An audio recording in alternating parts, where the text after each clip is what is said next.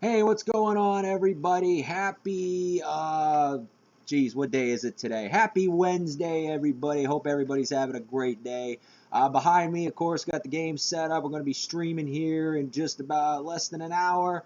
Ole Miss versus Kentucky, by the way, and I got a treat for you guys with that today. So if you're going to tune in for that, you're going to be in for a very good treat. But let's go over some of the football. But first, before we get into that, we got some housekeeping notes to go over here. Let me just grab my phone. So they're here in about a couple of weeks. I know I'm a little bit ahead right now, but I want to go over this right now, just while it's fresh in my mind. Couple of weeks from now, there will not be any webcam streaming games or weekly podcasts because I will be down in Florida for the week. So that's going to be the week of October the 22nd. So just keep that in mind to all those that listen. Uh, but for now, we don't got to worry about that. We got streaming going on behind me today. We're pretty fired up, let me tell you. We're pretty fired up to play Ole Miss because they're rated number 22. We're number 23, the University of Kentucky. But let's get down to the business now, shall we? Let's go. Let me tell you, I've been wanting to talk about this ever since Sunday night, but let me tell you, and for those of you that want to doubt me, the Patriots are back. Let me tell you, they are back. They went into Buffalo. They came out victorious, 3-point victory, 23-20, and I was so happy for them. Let me tell you, I was so happy for the Patriots. I said all week, maybe they're going to compete. They might lose, yada, yada, yada. But if it's a close game, I'll be happy. I did not expect them to go out there and win. And the reason why they won is because of Stefon Diggs. Stefon Diggs, he went off that game. Oh, man, did he go off. And I was very happy. Very, very happy that Stefon Diggs did well. I wish I'd have started him in fantasy. But I'm not going to make that same mistake again. I am starting him in fantasy this coming week, by the way. So I still won. Don't get me wrong, still won in fantasy. Very, very, very happy about that. But yeah, hopefully, I don't know, guys. Patriots defense looked good. They were able to bottle up Josh Allen pretty good. Drake May is getting better as each week goes on. I'm going to be honest with you guys. I can see the Patriots as a playoff team. I can. And as a Patriots fan, I've been a Patriots fan for a long time. I've lost track of how many years I've been a Patriots fan. But I will say they got me excited for the first time in years. And I'm going to be honest, I could see them possibly winning a playoff game this year, maybe being one and done. Even if they were one and done, I would not be disappointed. Because here's the thing. The fact that they even make the playoffs for the first time since the 2021 season when Mac Jones was a rookie would just make me happy. Drake May is turning into the guy. And for those Patriots fans that are out there, you got to be pretty excited about this guy. I was a Drake May hater. I'm not going to lie. And for those of you that know, on draft night, I remember when we drafted Drake May, I threw my phone against the I was at my work. I threw the friggin' phone against the couch that was sitting right in the lobby of the hotel I was at. I'm dead serious. I threw the friggin' phone because I was so mad. I didn't want this guy. I wanted Jayden Daniels, which Jayden Daniels, of course, we all know went to the Commanders or the Redskins, as I still call them to this day, and will forever till the day I die.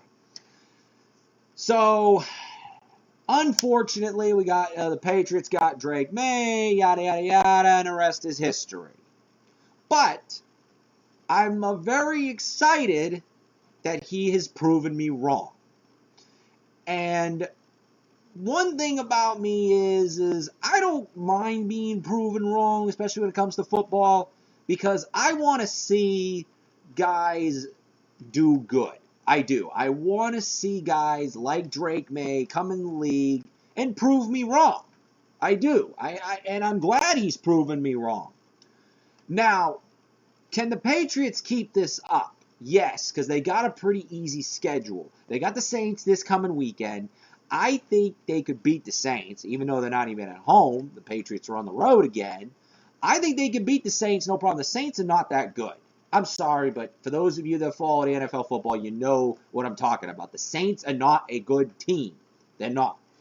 I say my prediction is Patriots are going to roll in there. They're going to put up 30, 40 points on them. I can see it. Patriots are going to put up 30, 40 points, especially if Stephon Diggs keeps doing what he is doing. So we're going to look forward to that. That is next Sunday, 12 o'clock Eastern, 11 o'clock Central Time for those of you on the Pacific Time in the West Coast, 10 o'clock Mountain Standard Time, because I know I have some followers on that part of the country that do follow me. Next game I want to get into is the Cowboys. Oh man, the Cowboys. They proved me wrong again. They proved me wrong again this week. They went into New York, and I had said that they were going to beat New York. I did. They were going to beat the Jets, because the Jets ain't that good. You know, Jets are the worst, one of the worst teams in the league. They were 0-4 going into the game. The Cowboys went in. Let me tell you, they went in to MetLife Stadium, and they dominated. I think that might have been a little bit of Jerry wanting to get some revenge on them for the Jet Stadium getting the final for the World Cup next year over him. So that might have been a little bit of a factor in there.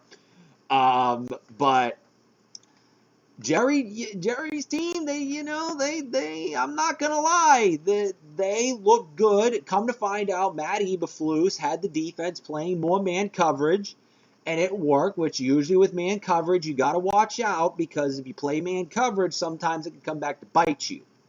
But it did not come back to bite the Dallas Cowboys. It actually helped them.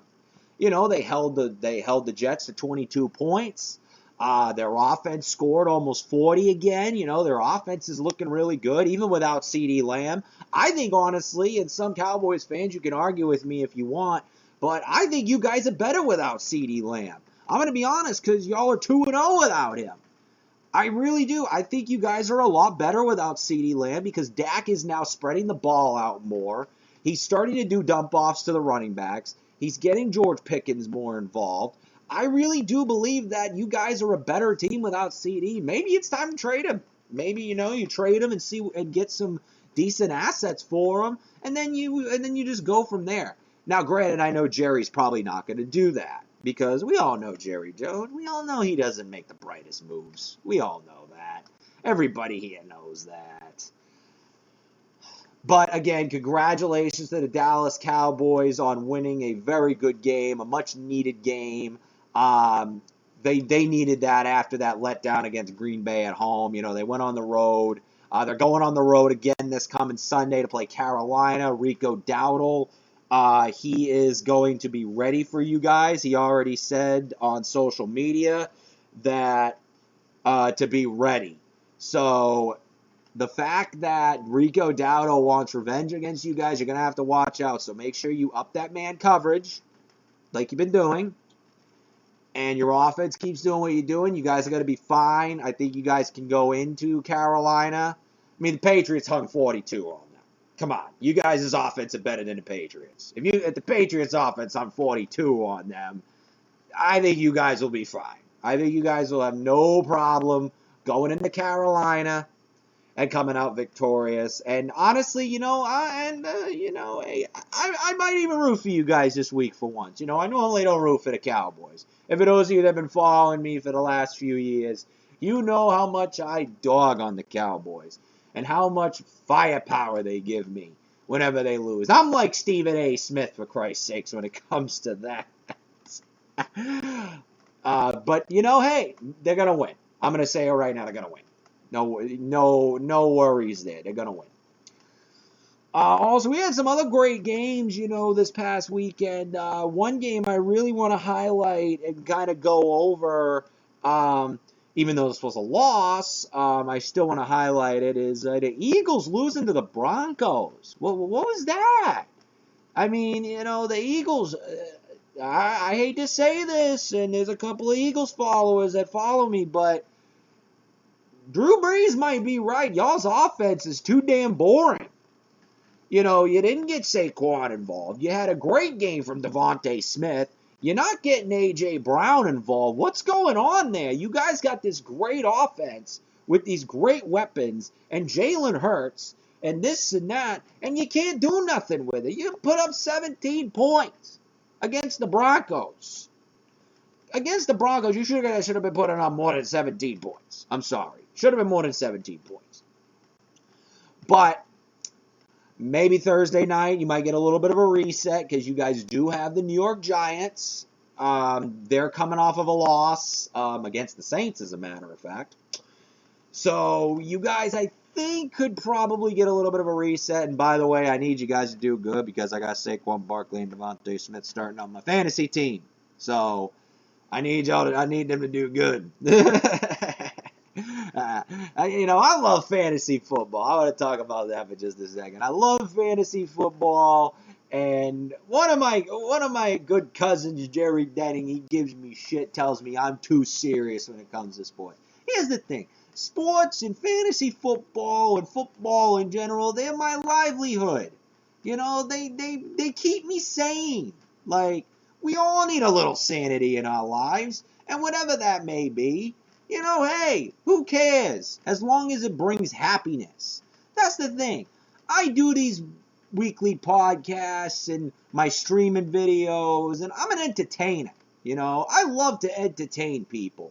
I've been that way my whole entire life. And for those of you that get entertained by me, I know my last stream against Vanderbilt, you guys were getting really entertained, let me tell you. But today's going to be even more entertaining. Just FYI, today's going to be very more entertaining. But yeah, for those of you that get entertained by me, that brings me happiness. It brings me joy because I know that I'm doing something good. So for those of you that want to sit there and, you know, talk crap and tell me that I'm too serious about football and the Patriots and the gaming and this and that, screw yous. Because I'm doing something I like. And we all do something we like in our lives. It brings us sanity, like I said. We all need our little sanity up here sometimes. We're all a little nuts up here. I mean, don't get me wrong. I know me and a few guys had a conversation about this the other day. But we're all nuts up here. We gotta have something to calm us, to bring us back to reality, and take our minds away from everything going on in the world here. So if this helps you, like it helps me, then that makes me feel good inside. Really, it does. But enough of that. You know, I just needed to throw that out there. I need to get back to the football, the business, as I call it. I call it the business. So as I'm looking at some of the teams right now that have really kind of thrown me for a loop, I know the Bengals yesterday traded for Joe Flacco. The Bengals are a team I really want to talk about and kind of dive into right now because they're not, and again, I get it, they don't have Joe Burrow. Joe Burrow's out for 2 more months. I totally get it. He is the cog. He is the engine to that machine. Without him, they suck. I'm just going to say that. Without Joe Burrow, that team sucks. Now, I will say this. Them getting Joe Flacco, I don't think is going to move the needle. Yeah, I think it's going to be a temporary fix over Jake Browning. But again, we're talking, this isn't Flacco from 10 years ago. This is 41-year-old Joe Flacco. And for those of you that know anatomy and physiology like I do, you don't perform the same at 41 as you do at 31. It's just science. You can't beat science. You can't beat Father Time. It doesn't matter. Joe Flacco, I love the guy and I give him credit. He's still balling and everything, but dude, you need to hang it up. 41, just like Aaron Rodgers. Aaron Rodgers is another one. 41 years old, dude. It's time to call it. Like, you guys have been around for years. You've done everything you could. You got your rings. You got your MVPs in the case of Rodgers. You got your Pro Bowls. You're all pros. What more do you want to prove? Just like Brady, when Brady was playing. Yes, I think he played a little too long. I'm going to be honest. I think he played a little too long. I think he should have retired before 45. But he felt good, and he proved the doubters wrong like he always has. Joe Flacco and Aaron Rodgers haven't done that. They're not Tom Brady. Nobody on this God-given earth for as quarterback-wise is Tom Brady. That's a once-in-a-generational talent right there that we will probably never see again. I don't care how long Patrick Mahomes or Josh Allen or these new quarterbacks that are up and coming now. I don't care how long they play. They're not going to last as long as Tom Brady because they don't play the game like Tom Brady does. They're doing more mobility stuff, more RPOs now. They're not trying to just dump pass, which is what Brady did all his career, and that's why he lasted a long time. Also, he had a good offensive line. When you have a great offensive line, I don't care what anybody says. You got a great offensive line, you can do so much with it. So much with a great offensive line. But, again, not as much longevity at the quarterback position. And, again, I'm not trying to dog Joe Flacco. I'm not. But hang it up, dude. It's over. Go enjoy your life with your wife and your kids, dude. Like, there's so much more to life. There is. And I know I'm kind of contradicting myself here, but just, you've done enough. You've done it all. What more can you do?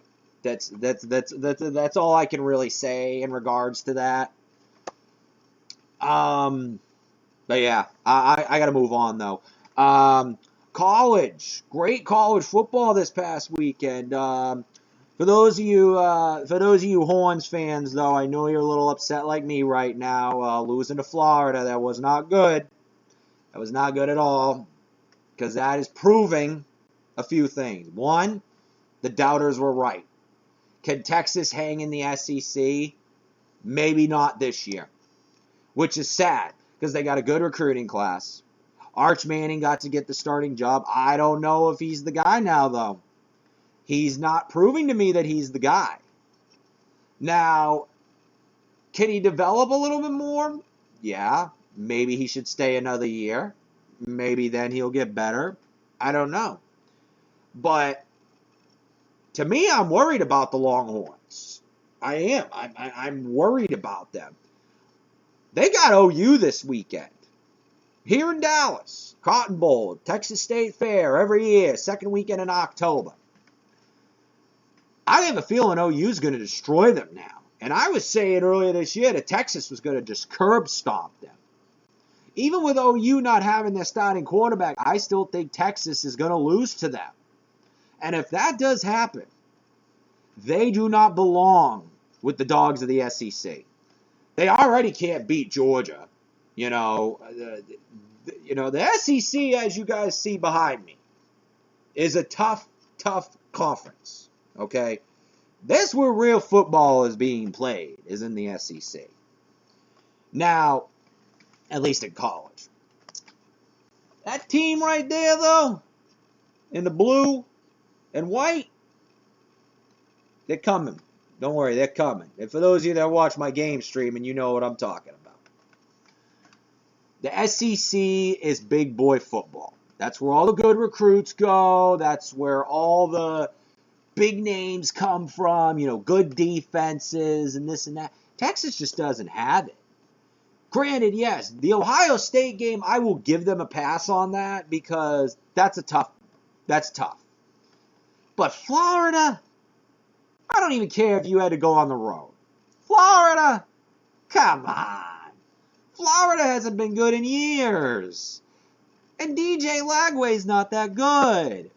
And they went ahead and get steamrolled by them. God bless the Texas Longhorns. That's all I can say about that.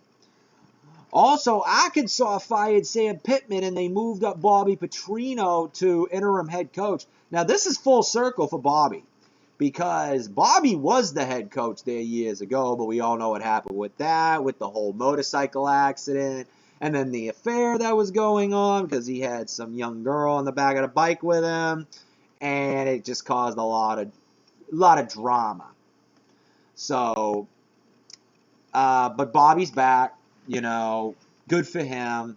Very, very good for him. I'm very happy for him.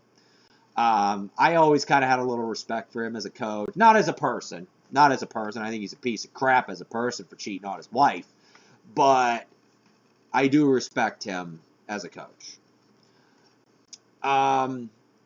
So, yeah, guys, here in the next probably about, I would say 20, 30 minutes, I'm going to get everything set up for the game. Get Ole Miss, Kentucky on the road. This starts the gauntlet. So the gauntlet means I have a tough schedule. All right, I got 3 straight games on the road: Ole Miss, Texas, then Florida, and then I got to go home and play Auburn, which Auburn's rated pretty high in this game. So I got some tough teams coming up my way, but we got some fun planned. Very much so. Very fun plan coming up. So give me about probably 30 minutes. I will switch over to that stream for you guys. And we're going to have ourselves a ball. All right. Next week, podcast will be,